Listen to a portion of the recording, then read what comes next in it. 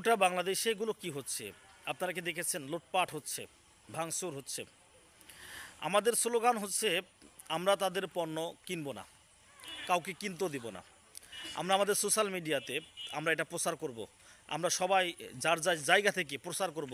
প্রয়োজনে যে সমস্ত দোকানে এই পণ্যগুলো বিক্রি হয় সেই সমস্ত দোকানওয়ালাদেরকে আমরা সতর্ক করব যে ভাই এটা বিক্রি করবে না। কারণ অনেক দোকানদার আছে যারা হয়তো বিষয়গুলো বুঝতে পারে না।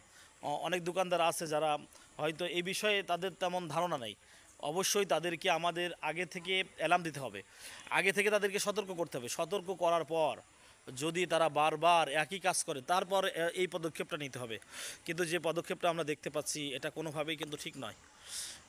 এটাকে কেন্দ্র করে কিন্তু অনেক মানুষ লুটপাটে জড়িয়ে পড়ছে, অনেক ধরনের অর্থনীতি ক্ষতিগ্রস্ত করছে। আমরা যেটা দেখেছি 14 জনকে গ্রেপ্তার করেছে প্রশাসন। আমরা প্রশাসনকে ধন্যবাদ জানাই।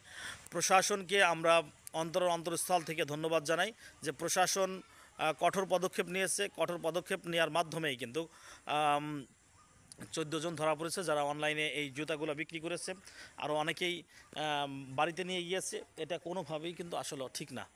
কারণ একটা দেশের অর্থনীতি নষ্ট করা এটা আমাদের দ্বারা কখনো সম্ভব না। তবে হ্যাঁ, আমি বলে রাখি যে এই তাদের নাম আমি বলতে চাই না, যে তাদের কোনো পণ্য মুসলমান দেশে বিক্রি করা কোনোভাবেই ঠিক হবে না।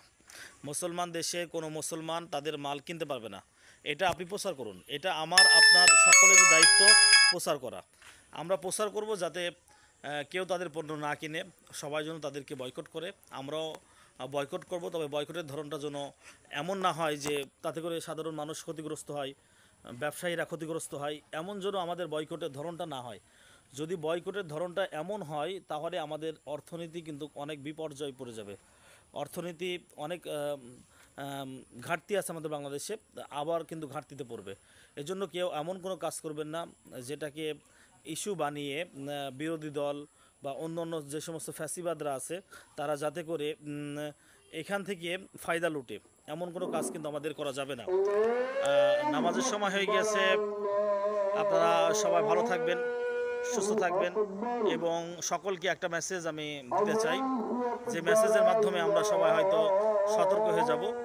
আমরা কখনো আমাদের দেশের অর্থনীতি আমরা নষ্ট করব না। আল্লাহ সুবহানাহু ওয়া তাআলা তিনি আমাদের সকলকে যেন দেশের অর্থনীতিকে চাঙ্গা করা এবং অর্থনীতির দিকে লক্ষ্য রাখার চেষ্টা তৌফিক দান করেন।